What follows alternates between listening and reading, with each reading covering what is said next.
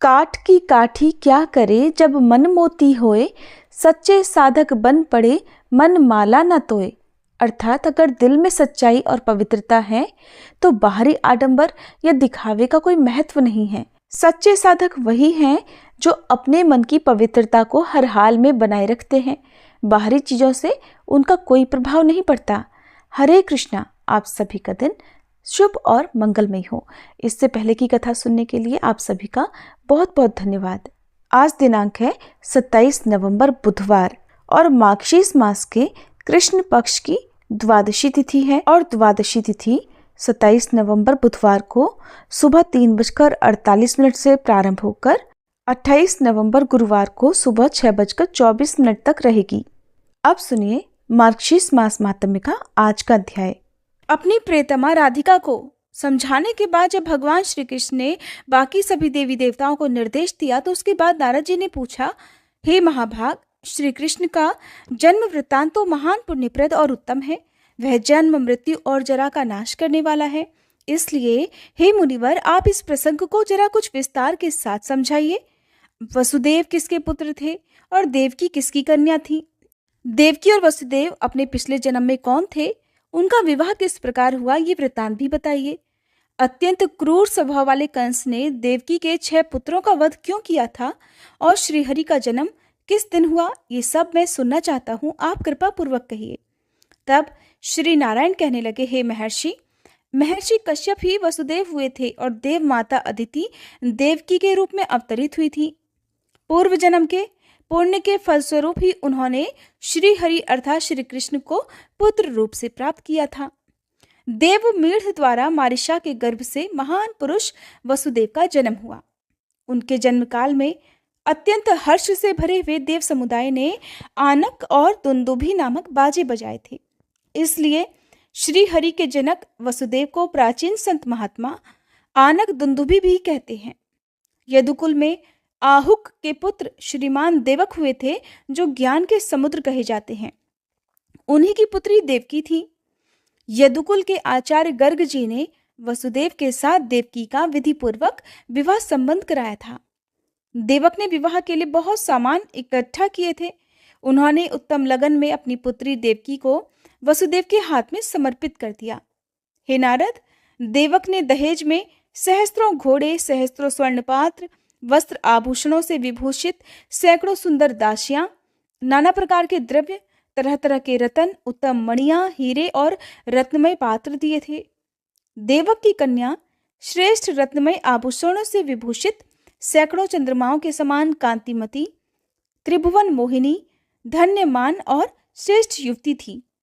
रूप और गुण की निधि थी। उसके मुख पर मंद मुस्कान की छटा छाई रहती थी। उसे रथ पर बिठाकर वसुदेव जब प्रस्थान करने लगे तब बहन के विवाह में प्रसन्नता से भरा हुआ कंस भी उसके साथ चल दिया। वह तत्काल ही देवकी के रथ के पास पहुंच गया। उसी समय कंस को संबोधित करके आकाशवाणी हुई, राजेंद्र, क्यों हर्ष से फूल उठे हो? ये सच्ची बात सुनो, देवकी का 8वां पुत्र ही तुम्हारी मृत्यु का कारण होगा। ये सुनते ही महाबली कंस ने तो अपने हाथ में तलवार उठा ली। दैवीय वाणी पर विश्वास करके भयभीत और क्रोधित होकर वह महापापी नरेश देवकी का ही वध करने के लिए तत्पर हो गया। वसुदेव जी बड़े भारी पंडित, नीतिज्ञ और नीति शास्त्र के ज्ञान में निपुण थे। उन्होंने कंस को देवकी का वध करने के लिए तैयार देखकर उसे समझाना आरंभ कर दिया। वसुदेव जी बोले, राजन, लगता है तुम राजनीति नहीं जानते हो।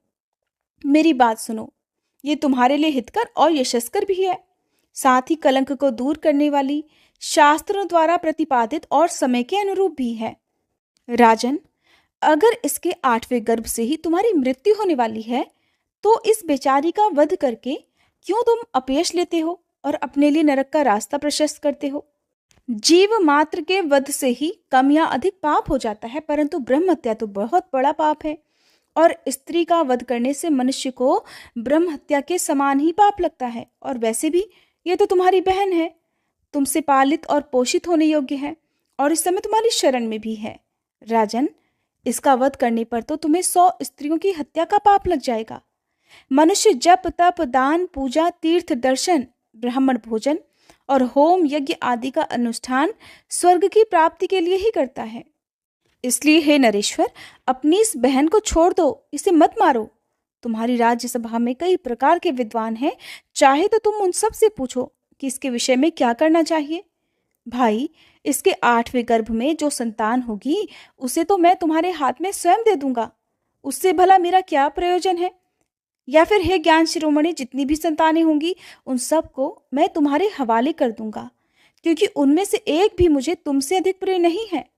राजेंद्र, अपनी बहन को जीवित छोड़ दो, ये तुम्हें बेटी के समान प्यारी है। तुमने इस छोटी बहन को सदा मीठे अन्न पान देकर पाल पोस कर बड़ा किया है, इसलिए इस पर दया करके इसको मत मारो। वसुदेव की बात सुनकर राजा कंस ने बहन को छोड़ दिया। वसुदेव जी प्यारी पत्नी को साथ लेकर अपने घर गए। नारद, देवकी के गर्भ से क्रमशः जो 6 संतानें हुई उन्हें वसुदेव जी ने स्वयं कंस को दे दिया, क्योंकि वे वचन से और सत्य से बंधे हुए थे। कंस ने क्रमशः उन सभी को मार डाला।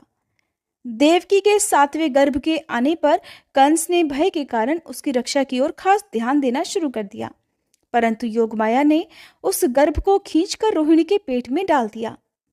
रक्षकों ने राजा को यह सूचना दी कि महाराज, देवकी का 7वां गर्भ तो गिर गया। उसी गर्भ से भगवान अनंत प्रकट हुए, जो कि संकर्षण नाम से प्रसिद्ध हुए। फिर बाद में देवकी का 8वां गर्भ प्रकट हुआ, जो कि वायु से भरा हुआ था। 9वां मास बीतने के बाद 10वां मास उपस्थित होने पर सर्वदर्शी भगवान ने उस गर्भ पर नजर डाली। समस्त नारियों में श्रेष्ठ देवकी देवी स्वयं तो रूपवती थी ही, भगवान के दृष्टिपात करने पर, भगवान के देखने पर तत्काल ही उनका सौंदर्य चौगुना बढ़ गया। कंस ने देखा कि देवकी के मुख और नेत्र तो खिल उठे हैं। वह तेज से प्रज्वलित होकर योगमाया के समान 10 दिशाओं को प्रकाशित कर रही है। मूर्तिमान ज्योतिपुंज सी दिखाई देता है। उसे देखकर असुरराज कंस को बड़ा विस्मय हुआ। वो बहुत हैरान हुआ, मन ही मन कहने लगा कि इस गर्भ से जो संतान होगी वही मेरी मृत्यु का कारण है। ऐसा कहकर कंस यत्नपूर्वक देवकी और वसुदेव की रखवाली करने लगा। उसने 7 द्वार वाले भवन में उन दोनों को रख छोड़ा। 10वें महीने के पूरा होने पर जब गर्भ वायु से पूर्ण हो गया, तब सबसे निर्लिप्त रहने वाले साक्षात भगवान श्री कृष्ण ने देवकी के हृदय कमल में निवास किया। उस समय महामनस्वी वसुदेव ने देवकी पर दृष्टिपात करके समझ लिया कि अब प्रसव काल का समय नजदीक आ गया है। फिर तो वे भगवान श्री हरि का स्मरण करने लगे। रत्नमय प्रदीप से युक्त उस परम मनोहर भवन में उन्होंने तलवार, लोहा, जल और अग्नि को लाकर रख दिया। मंत्रज्ञ मनुष्य और भाई बंधुओं की पत्नियों को भी बुला लिया। भय से व्याकुल वसुदेव जी ने विद्वान ब्राह्मण और बंधुओं को भी सादर बुला भेजा। उसी समय रात के 2 पहर बीत गए। आकाश में बादल घिर आए, बिजलियां चमकने लगी और वायु भी तेज तेज बहने लगी। सारे रक्षक सो गए और शैया पर इस तरह निश्चिंत होकर सो गए मानो मरकर अचेत हो गए हों। तब धर्म, ब्रह्मा जी और शिव जी आदि देवेश्वर गण वहां पर प्रकट हुए और गर्भस्थ परमेश्वर की स्तुति करने लगे। देवतागण बोले, भगवान, आप समस्त संसार की उत्पत्ति के स्थान हैं, किंतु आपकी उत्पत्ति का स्थान कोई नहीं है। आप अनंत अविनाशी, निष्पाप, सगुण, निर्गुण और महान ज्योति स्वरूप हैं। आप निराकार होते हुए भी भक्तों के अनुरोध से साकार बन जाया करते हैं। आप संतों को सुख देने वाले, दुष्टों को दुख प्रदान करने वाले, दुर्गम स्वरूप और दुर्जनों के नाशक हैं। आप तक किसी की पहुंच नहीं हो पाती। आप सबके आधार हैं, शंका और उपद्रव से शून्य हैं। आपको रिझाना या लांघना कठिन ही नहीं प्रभु, बिल्कुल असंभव है। छंद आदि वेदांग भी आपसे भिन्न नहीं है और आप वेद वेदता और सर्वव्यापी हैं। ऐसा कहकर सभी देवताओं ने बारंबार उनको प्रणाम किया। उन सबके नेत्रों में खुशी के आंसू छलक रहे थे। उन सब ने पुष्पों की वर्षा की। जो पुरुष प्रातःकाल उठकर मूल श्लोक में कहे गए 42 नामों का पाठ करता है, वह श्री हरि की दृढ़ भक्ति, दास्य भाव और मनवांछित फल प्राप्त कर लेता है।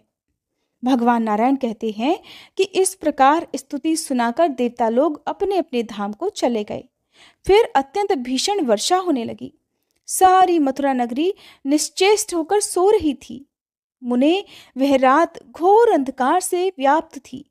जब रात के 7 मुहूर्त निकल गए और 8वां उपस्थित हुआ, तब आधी रात के समय सर्वोत्कृष्ट शुभ लगन आया और उस लगन पर केवल शुभ ग्रहों की ही दृष्टि थी, अशुभ ग्रहों की नहीं थी। रोहिणी नक्षत्र और अष्टमी तिथि के संयोग से जयंती नामक योग संपन्न हो गया था।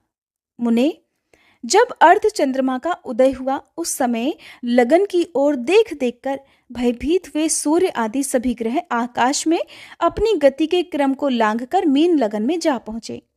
शुभ और अशुभ सभी वहां एकत्र हो गए।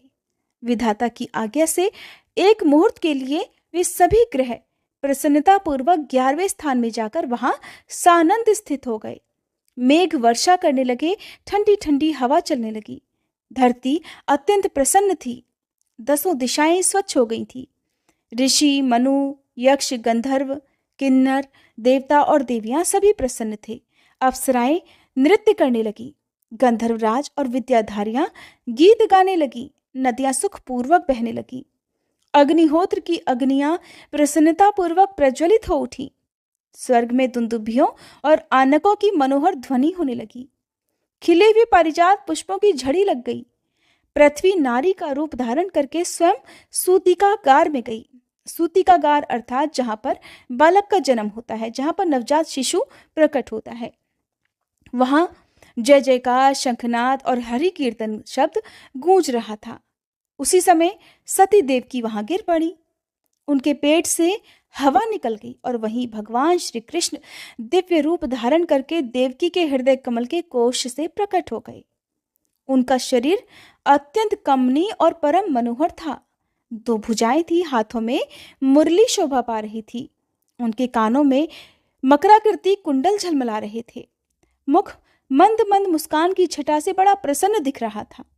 वे भक्तों पर कृपा करने के लिए कातर से दिखाई पड़ रहे थे।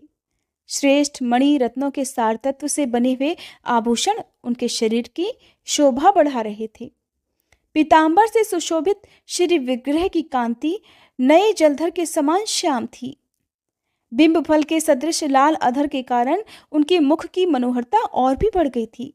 माथे पर मोरपंख के मुकुट और उत्तम रत्नमय किरीट से श्री हरि की दिव्य ज्योति और भी जाज्वल्यमान हो उठी थी।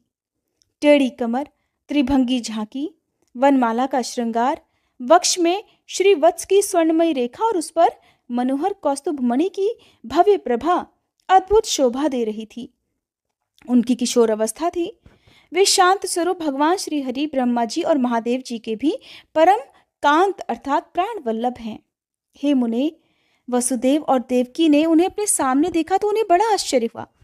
वसुदेव जी ने अपनी पत्नी देवकी सहित आंखों में आंसू भरकर नतमस्तक होकर और बड़े प्रसन्न मन से हाथ जोड़कर भक्ति भाव से उनकी स्तुति की। वसुदेव जी बोले, भगवान, आप श्रीमान अर्थात सहज शोभा से संपन्न, इंद्रियातीत, अविनाशी, सर्वव्यापी और ध्यान से भी किसी के वश में ना होने वाले सबके ईश्वर और परमात्मा हैं।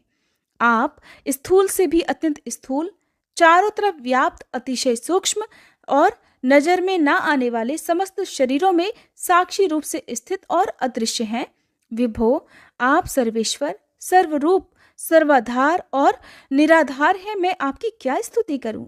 भगवान, अनंत भी अर्थात सहस्त्रों जीवा वाले शेषनाग भी आपकी स्तुति करने में असमर्थ हैं। सरस्वती देवी में भी वह शक्ति नहीं है कि आपकी स्तुति कर सके। पंचमुख महादेव और 6 मुख वाले स्कंद भी जिनकी स्तुति नहीं कर सकते। वेदों को प्रकट करने वाले चतुर्मुख ब्रह्मा जी भी जिनकी स्तुति करने में सर्वदा अक्षम हैं। और योगींद्रों के भी गुरु गणेश भी जिनकी स्तुति में असमर्थ हैं। उन आपका स्तवन ऋषि, मुनि, देवेंद्र, मनु और मनुष्य भला कैसे कर सकते हैं? उनकी दृष्टि में तो हे प्रभु आप कभी आए ही नहीं हैं। जब श्रुतियां आपकी स्तुति नहीं कर सकती तो भला विद्वान लोग कैसे कर सकते हैं? मेरी तो आपसे हे प्रभु बस इतनी ही प्रार्थना है कि आप ऐसे दिव्य शरीर को त्याग कर एक बालक का रूप धारण कर लें।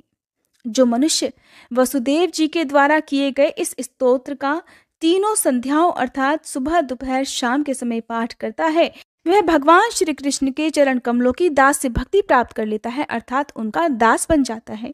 उसे विशिष्ट और हरि भक्ति पुत्र की प्राप्ति होती है। वह सारे संकटों से शीघ्र ही पार हो जाता है और शत्रु के भय से मुक्त हो जाता है।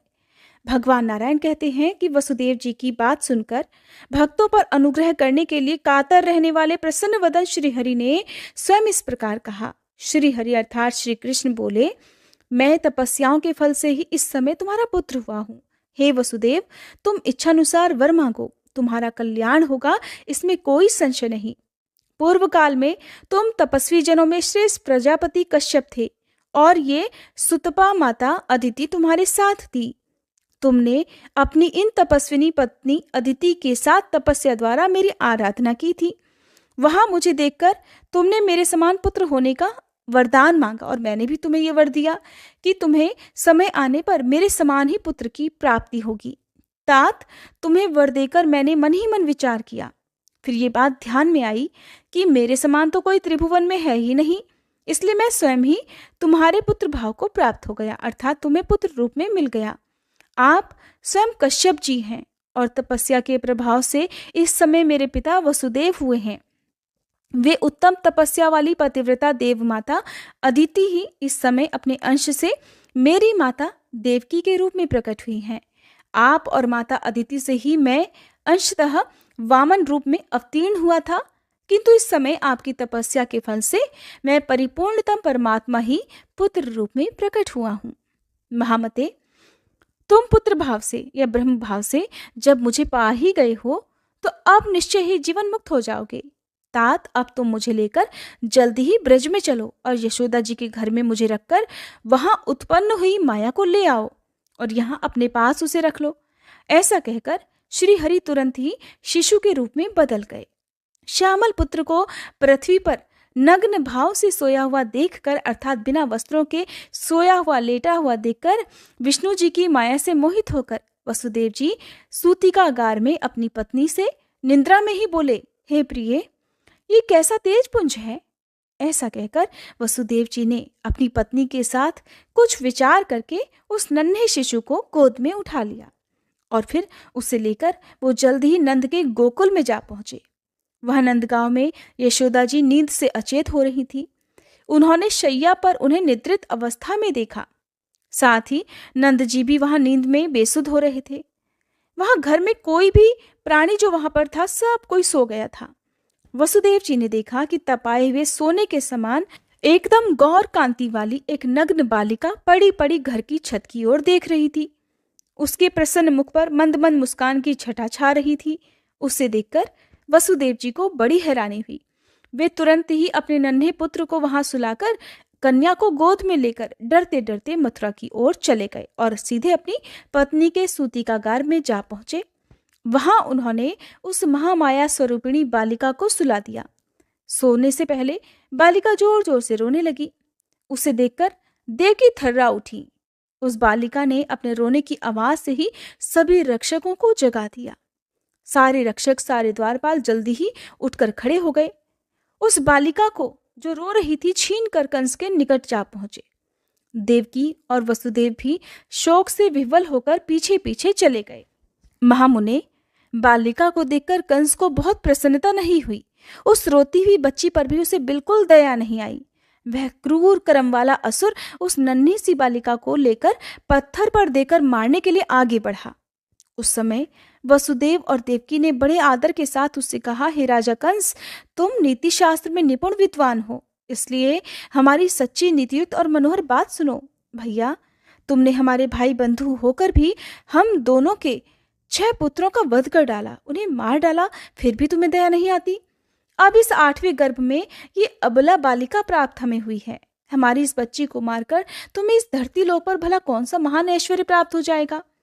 क्या एक अबला युद्ध के अवसर पर तुम्हारी राज्य लक्ष्मी का हनन करने में समर्थ हो सकती है?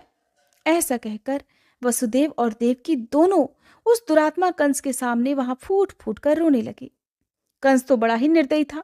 उसने उन दोनों की बातें सुनकर कोई जवाब नहीं दिया। कुछ देर वह चुप रहा, फिर उसने इस तरह कहा। कंस बोला, बहन मेरी बात सुनो, मैं तुम्हें समझाता हूँ। विधाता दैववश एक तिनके के द्वारा भी पर्वत को धराशायी करने में समर्थ हैं। एक कीड़े के द्वारा शेर और व्याघ्र को और एक मच्छर के द्वारा विशालकाय हाथी को भी नष्ट किया जा सकता है। और एक छोटे से बच्चे के द्वारा महान वीर का, क्षुद्र जंतुओं द्वारा विशालकाय प्राणी का, चूहे के द्वारा बिल्ली का और मेंढक के द्वारा सांप का भी वध करा सकते हैं। इस प्रकार विधाता जन्य के द्वारा जनक का, भक्ष के द्वारा भक्षक का, अग्नि के द्वारा जल का और सूखे के तिनके के द्वारा अग्नि का नाश कराने में भी समर्थ हैं। एकमात्र द्विज जहनु ने 7 समुद्र को पी डाला था। इसलिए तीनों लोकों में विधाता की इस विचित्र गति को समझ पाना बड़ा कठिन है। और दैव योग से ये बालिका ही मेरा नाश करने में समर्थ हो जाएगी, इसलिए मैं इस बालिका को भी मार डालूंगा और इस विषय में ज्यादा विचार करने की आवश्यकता भी नहीं है। ऐसा कहकर कंस उस बालिका को मारना ही चाहता था कि वसुदेव जी ने फिर से उससे कहा, राजन, तुमने तो अब तक व्यर्थ ही हिंसा की है। हे कृपानिधे, अब इस बालिका को मुझे दे दो। महामुने उनकी बात सुनकर विचारज्ञ कंस संतुष्ट हो गया। उसी समय उसे बोध कराती हुई एक आकाशवाणी प्रकट हुई, जिससे आवाज आई कि अरे ओ मूर्ख कंस, तू विधाता की गति को ना जानकर किसे मारने जा रहा है? तेरा वध करने वाला बालक तो कहीं उत्पन्न हो गया है और समय आने पर तेरे सामने प्रकट हो जाएगा। वह देववाणी सुनकर राजा कंस ने अब बालिका को त्याग दिया। उधर वसुदेव जी और देवकी उस बालिका को पाकर बड़े प्रसन्न हुए। वे उस बालिका को अपने सीने से लगाए घर की ओर लौट आए। वह मरी हुई कन्या मानो पुनः जी गई हो। इस प्रकार उसे पाकर वसुदेव जी ने ब्राह्मणों को बहुत सारा धन दिया। हे विप्रवर, वह कन्या परमात्मा श्री कृष्ण की बड़ी बहन हुई। पार्वती जी के अंश से उसका प्राकट्य हुआ था। लोक में वह एकांशा नाम से विख्यात हुई। द्वारका में रुक्मणी के विवाह के अवसर पर वसुदेव जी ने उस कन्या को भगवान शंकर के अंशावतार महर्षि दुर्वासा के हाथ में भक्तिपूर्वक दे दिया था। मुने, इस प्रकार श्री कृष्ण जन्म के विषय में सारी बातें बताई गई।